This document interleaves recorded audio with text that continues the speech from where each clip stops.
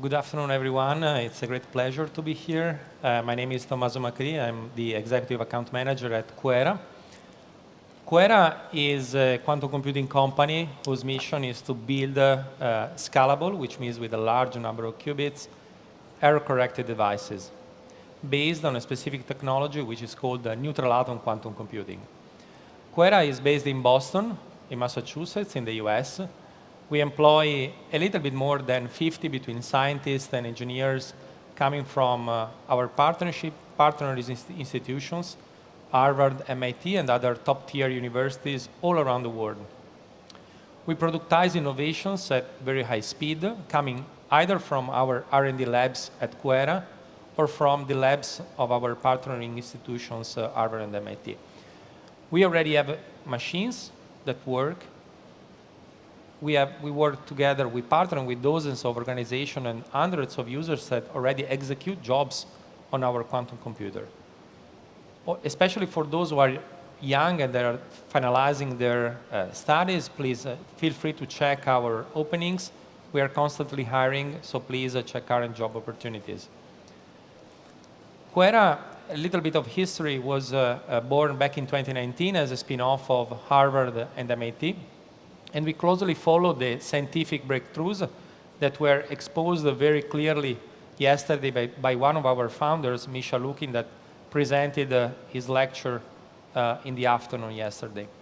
Our first big milestone was the installation or the availability of our 256-qubit machine called Aquila on the platform of Amazon, the AWS bracket. And currently, this machine is actually the largest in terms of number of qubits that is available on a public cloud.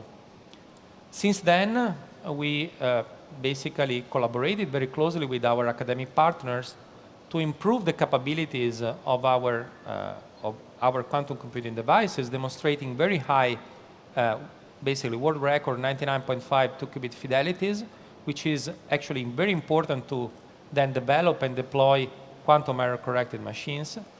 And more recently, back in December, we were able to demonstrate the realization or the execution of complex algorithms with up to 48 logical qubits.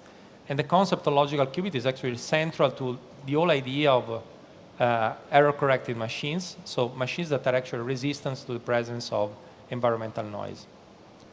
Of course, that's not the end of the story. We have a rather ambitious, but not crazy, or paraphrasing what John Preskill, one of the founders of the modern theory of quantum information theory, said, quantum roadmap. We are actually planning to develop quantum computers that will have more than 10,000 qubits by the end of 2026, and these 10,000 physical qubits will then be able to encode about 100 logical qubits. Now, these 100 logical qubits seems like sort of arbitrary number, but that's actually quite important because we already know nowadays that if you want to simulate with classical techniques more than 50 qubits, it's already quite challenging with the current capabilities of classical supercomputing devices. The other thing is that we expect that with about 100 logical qubits, we will be able to already produce some useful quantum applications that will then be available for the pipeline of business of several enterprises across different business verticals. Before going into the details of how we plan to achieve these very relevant and ambitious results, let me make a step back and tell you very briefly how quantum computers or neutral atom quantum computers work. So first of all, why neutral atoms? Neutral atoms are in a sense natural qubits, because differently from other platforms which provide, for example, artificial qubits that you have to manufacture individually and characterize individually, neutral atoms are by nature all identical. They are pure and relatively resistant to noise. They are scalable. We already have, as Misha said yesterday, in our devices, naturally several hundreds of thousands of qubits, if not millions. Then, of course, the challenge is to control those qubits. Nowadays, we provide or we make available to our customers and partners a machine with 256 qubits, but easily it is will be possible also to scale it up to a few thousands of qubits, as I said before. On top of that, controlling these qubits is actually very much easier with respect to other platforms or technologies because you require a much lower number of controls. So if you take an example, the case of superconducting qubits, typically you need 2 or 3 control lines per qubit. Here we are talking of about 10 control pulses for about 300 or 400 qubits. So a much lower overhead in terms of the number of controls. And last but not least, our quantum computers work at room temperature, again reducing the complexity and the footprint of our devices. From the physical standpoint, the possibility of encoding different types of qubit-based states into the electronic states of our atoms allow the possibility of basically producing or operating the computers with 2 different quantum computing paradigms. The so-called analog quantum computer that basically represent a continuous time evolution on top of the fact that you can also arrange the geometry of your array of qubits in essentially an arbitrary way. What you see there on the left of the slide is basically a map of the world that is made out of our rubidium atom qubits. The other modality that consists in the encoding of the qubit-based states into the hyperfine states of rubidium, so basically 2 states that belong to the manifold of the ground state of our atoms, allow much longer coherent times and therefore the possibility of realizing complex circuits in the standard way. So we have a set of native gates, like for example this Hadamard or some other types of control Z or control NOT that can be realized in different ways by applying techniques from AMO in the specific setup that we develop. And therefore then we can, on top of this, by using these tools, then develop complex algorithms that can solve practical problems. So summarizing, we have essentially 3 main ingredients or building blocks. The first one are the atoms that are represented by these little spheres. We can control the internal states and trap these atoms through very tightly focused laser fields, which are called optical tweezers. And we can then control the interactions and therefore the entanglement properties of these atoms by again manipulating the distance between these particles. So if we put the 2 atoms very far apart, basically they will not interact and we can excite them simultaneously to the excited state. In this case, this excited state is called the Rydberg state. If we put them together instead, the strong repulsion between these highly excited states will make basically the doubly excited state not available, not accessible, and therefore this opens up the possibility of creating complex entangling gates that are at the basis of the digital quantum computing that I was explaining before. This is also important for realizing complex many-body or entangled states in the analog regime that is the other modality or complementary modality to the digital one. So our quantum computer called Aquila completed a year in November of the last year. Over this past year, we increased the availability window from 10 hours to 100 hours. And we are currently constantly working with our partners across a wide spectrum of applications, simulation, optimization, and machine learning. So I will not have time, of course, to go into the very fine details of each one of these applications, but let me mention a couple. From machine learning, the possibility of implementing a new type of algorithm that exploits all the features of our analog device by basically providing different encodings of features of, for example, in a classification problem where we have to detect or decide whether an image is a horse or a penguin or a cat or a dog. And finally, providing a response by removing all the complexity of the intrinsic inner layers of or trainability of classical neural networks that are hard to reproduce in the quantum context. So in this case, for example, by applying this algorithm to a sort of standard data set which is called MNIST, that consists in the multi-class classification of handwritten digits from 0 to 9, what we saw is that by applying a sort of downsampling algorithm or which is in this case a simple PCA or principal component analysis, plus our quantum reservoir computing algorithm, we basically match, even with a small number of qubits, basically the performance of a classical neural networks applied on top of a standard PCA algorithm. Very recently, we advertised in a webinar that appeared last week, and I would be happy actually to share the link with you for those who are interested in learning more about the capabilities of this very exciting direction. Some simulation on our quantum machine with up to 108 qubits. So as of today, these are really the largest execution in terms of number of qubits of a complex algorithm like the one that we are displaying here. The other direction that, of course, we are pursuing very much with our now academic partners is the area of quantum simulation. Quantum simulation that, as was anticipated yesterday by Misha, is an area that was initiated almost 40 years ago by a very famous physicist, Nobel Prize winner, Richard Feynman, that basically, whose initial idea was to simulate a quantum system with a much more controllable and tunable quantum system. In this case, our 256 qubit machine. And what we see here is that there are plenty of examples, depending, of course, of the expertise of our scientists and our partners, across a wide spectrum of areas, from high-energy physics, quantum chemistry, and condensed matter. And of course, some of them are also easily translatable into some more business-wise areas, like, for example, quantum chemistry for dark design, as we've heard, for example, in the previous talk. Now, what are the challenges? What is the direction that we are trying to pursue at QuEra over the next few years? As you probably heard yesterday in Misha's talk, we are really moving towards the direction of digital or gate-based quantum computing. And here, again, the whole idea is to apply complex algorithms that are based on this mathematical and physical area of quantum error correction in order to boost the capabilities of algorithms that require a lot of resources in terms of number of qubits and in terms of number of steps or execution steps in order to get a meaningful answer. There are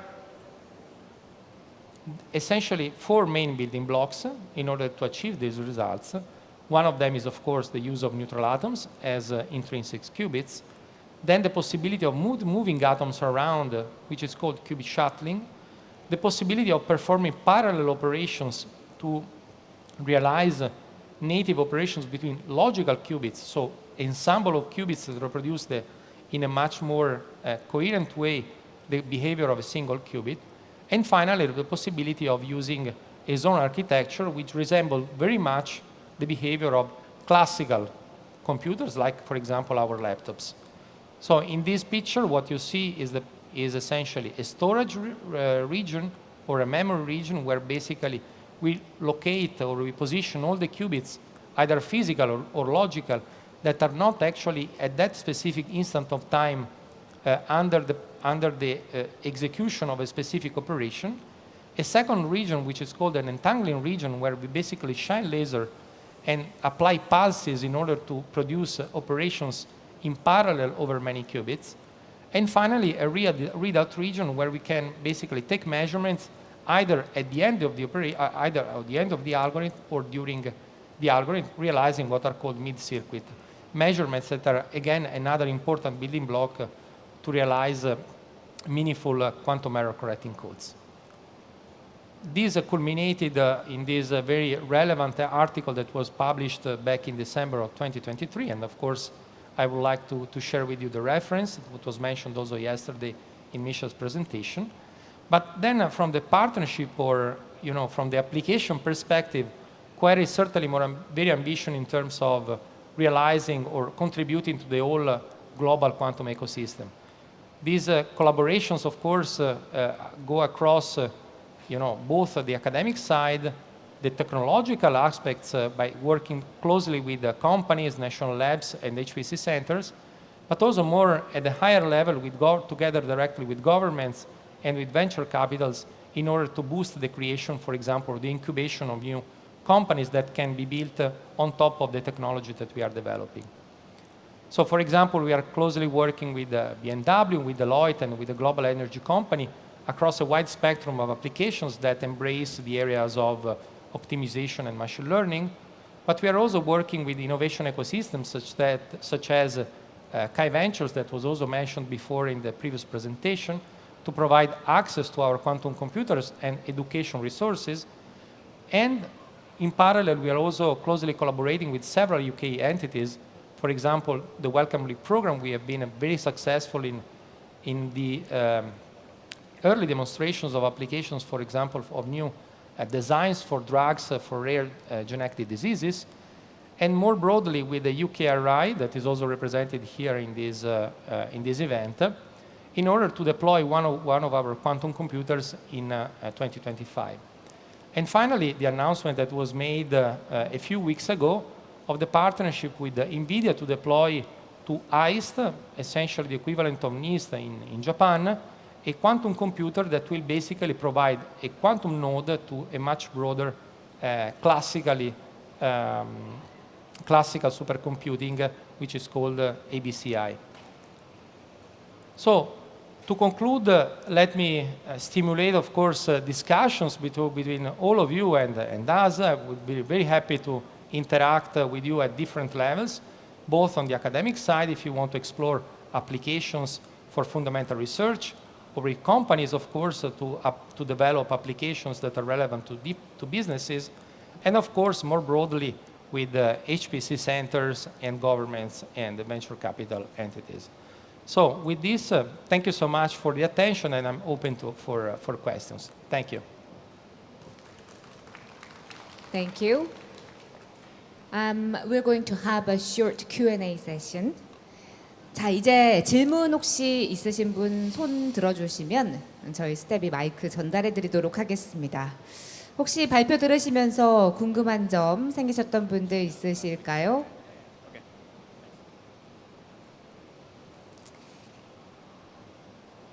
네, 자, 거수해 주신 분께 마이크 전달해 드리겠습니다. Thank you. Please wear the receiver. Yes.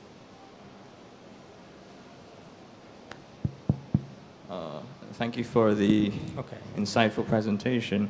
To my understanding, the Achilles heel of the neutral atom architecture is the long readout times. So I was wondering what approach QuEra is taking in order to reduce the readout time.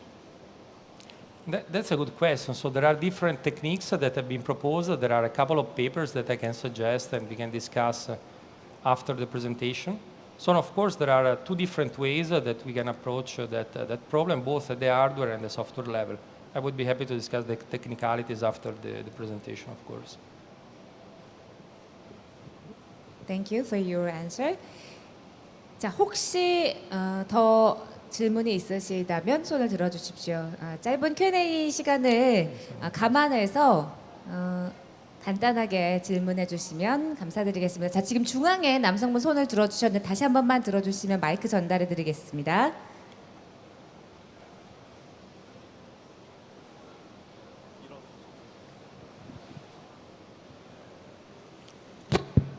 Thank you for your very informative and great talk. And my question is, from your talk, there are two applications of QuEra. One is the quantum simulator using readable state, and also there is some kind of other part that is quantum digital. There is some, one thing is quantum simulator and other thing is using 2 qubit gates. And when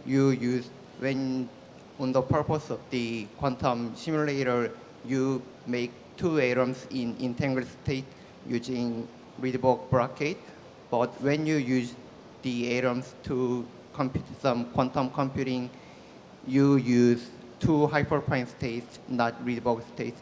So my question is how to make those 2 hyperfine states in entangled state without using readable bracket?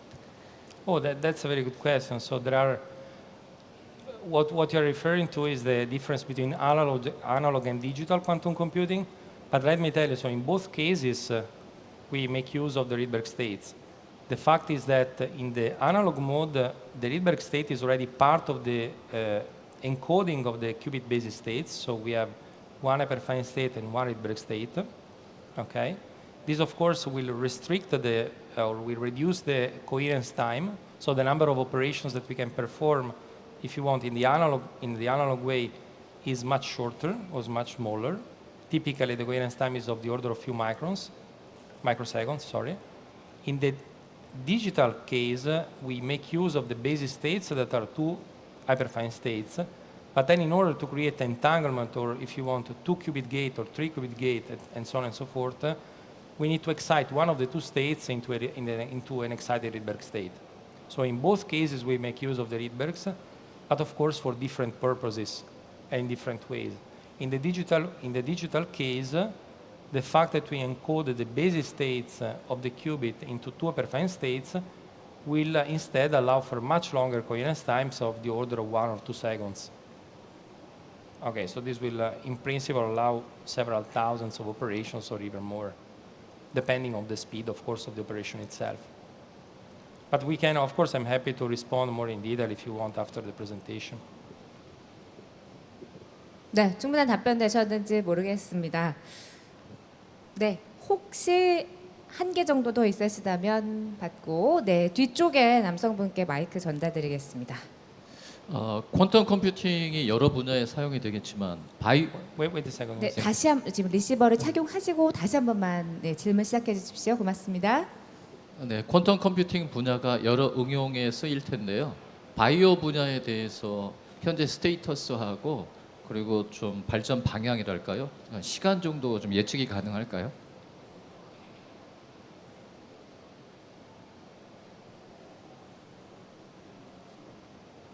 Yeah, that's a very good question. So the question for those who do not have the live translation was about the applications in bio and what is the characteristics timeline associated to those applications. Well, there are two different problems here. One is, of course, the hardware development, and what I basically showed at the very beginning is that we have a roadmap to basically increase the capabilities of our quantum computers to several tens of thousands of qubits. Now the question is, are these qubits enough in order to sort of provide some useful applications? The answer is that this is still a part of the algorithm development, which is the second part of the answer that I wanted to give. So the answer is, it depends. So we are actually working on two different fronts. The hardware development, which is essentially at the core of the things that we want to do at QueRa, but at the same time we want to develop what is called the killer app, the killer applications, which might well be in the field of bio.